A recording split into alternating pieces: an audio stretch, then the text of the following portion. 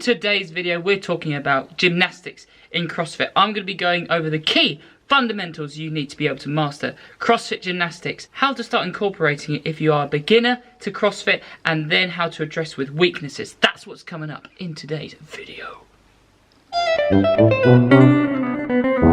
Before we get started though, I'd appreciate it if you went down below this video if you are enjoying the content and hitting the subscribe button, because that instantly gives you a hug and a pat on the back from me virtually. There you go, did you feel that? The pleasure is all mine. This video is actually part of a series and I've already done quite a few episodes, so if you haven't checked out the first few episodes of this CrossFit Workouts for Beginners program series, check them out by clicking the YouTube card up here or here. CrossFit gymnastics, a fundamental you need is to have core strength.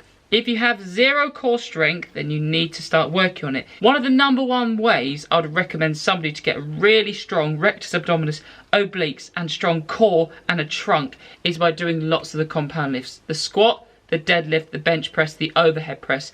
All of those movements are really good at building up the core. Although they're not targeted abs exercises, you have to brace your core every time you do these movements. So you will be working your core with all these movements. You can develop a good set of abdominal muscles by just doing these compound movements.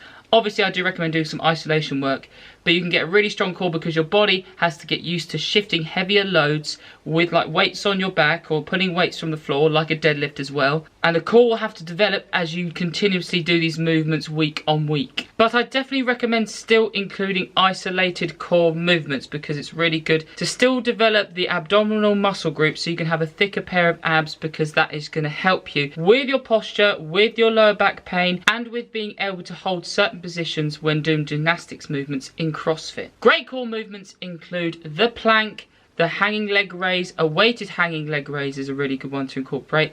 Toes to bar, and I personally do like a V-sit because it does help target the hip flexors as well, which ties into the lower abdominal region. These are all really good movements to incorporate because you can also apply progressive overload to all of them. With the plank, you can wear a rucksack. With the hanging leg raise, you can put a dumbbell in between your legs so you do a weighted knee raise, or you can use ankle weights. Same with the V-sit as well. Use the ankle weights, really good way of developing your hip flexors and your core. Another key fundamental and something that you can incorporate into your training routine if you're a beginner is just holding certain positions which are required for gymnastics movements. So for example, with a handstand, if you're not confident doing a handstand up against the wall yet, you can just hold the top of a pike push-up. If you can't do pike push-ups, you just hold the top of the movement, and then eventually you can just go to holding a handstand up against the wall and just holding it there for 20 to 30 seconds for 2 to 3 sets.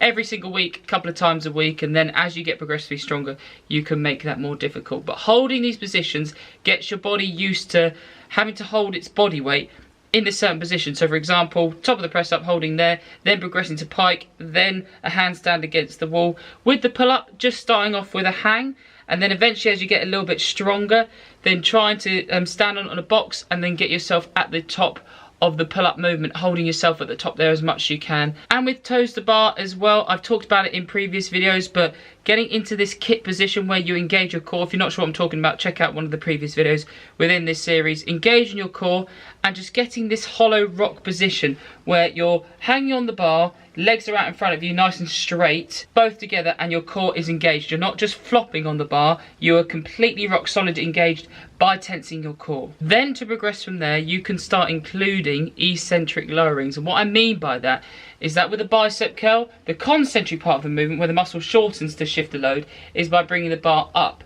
Then the lengthening portion, the eccentric portion of the movement, is when a muscle is under strain and having to lower the weight by lengthening. So this is the concentric part of the movement where the biceps have to contract, and then the eccentric part of the movement is when the weight is lowered and the biceps are lengthened but still under tension.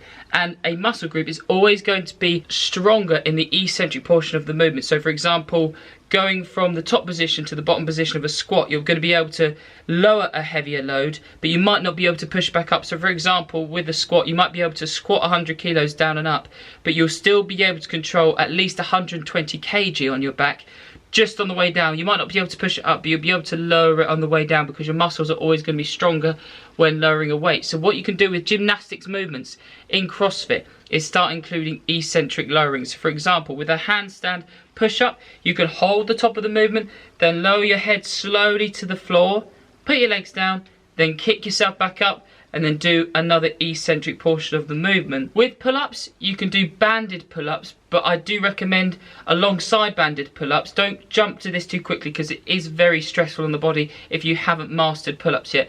But you do jumping pull-ups. So you jump to the top, then lower yourself really, really slowly. Put your feet on the floor, jump to the top, or on a box, jump to the top, then lower yourself really, really slowly. They are 2 examples. Then as you get good body weight, you can eventually add resistance to it by wearing a weighted vest or putting a kettlebell between your legs. But weighted vest usually is better for the handstands and for the pull-ups. I wouldn't just jump into eccentric training because that is quite stressful on the body. Do make sure you get good at your body weight movements. So dips, get really strong at. Make sure you can try and get like 10 to 15 in a row body weight with not too much strain.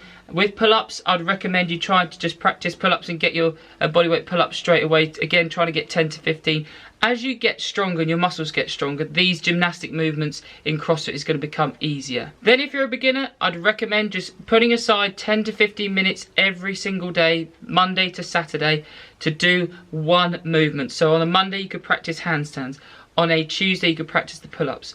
On a Wednesday, you could practice your kipping toes to bar and your hollow rock movement. Once you've got really good at pull-ups and your handstands, you can start trying to incorporate handstand walking. And again, this would be just kicking up near a wall and trying to do a few steps towards the wall, then kicking back down and trying to do that repetitively, come further and further back from the wall. Then as you get good at pull-ups, usually it's roughly 10 pull-ups to 1 muscle up. I'm not saying you'll get 4 muscle ups if you can do 40 pull-ups in a row, but 10 muscle ups is going to help you get your first bar muscle up. Then with the muscle ups, you can start by doing banded bar muscle ups, and then eventually you'll be able to just take that away because it's all about explosiveness in the hips. That is one thing that I would recommend people try and get their head around, is getting used to transference of energy. Don't try and think of a bar muscle up as strict, although you can do strict bar muscle ups. That's really good to master. But with a kipping bar muscle up, that's usually what people get first. It's all about transference of energy from the feet through to the upper leg, through to the hips, and then you transfer it to your upper body as you get your head forward. In the bar muscle up I'm talking about, for example. But this relates to the kipping handstand push-up, the ring muscle up, and other movements in CrossFit. So key fundamentals: you need core stability, a really strong core from compound movements and doing isolated abdominal exercises where you can apply progressive overload.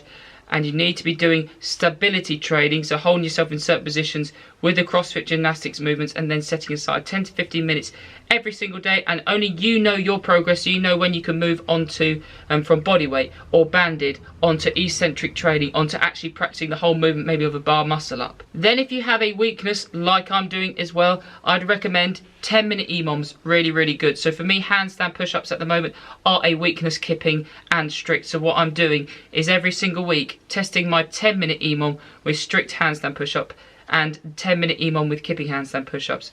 So with my strict handstand push-ups, I think at the moment I can do 7 every minute on the minute for 5 minutes, and then 5 every minute on the minute for 5 minutes, which is pretty bad. And I want to get that up to 10 every minute on the minute. So I'm testing myself every single week and then applying different forms of progressive overload to it. So by doing deficit handstand push-ups, strict and kipping, even though I can only get 1, I think, strict deficit handstand push-up, and then sometimes doing a higher rep but a shorter range of motion, widening my stance, narrowing my stance. Just keep on doing lots of different variations to help you progress in a certain gymnastic movement. Hope you guys enjoyed this video. Make sure you do comment down below if you have any questions. If you're interested in a free 6-pack abs program and a calorie calculator, that is also the first couple of links in the YouTube description. Thanks again for watching. Hit the like button. I look forward to seeing you in my next video. Yeah.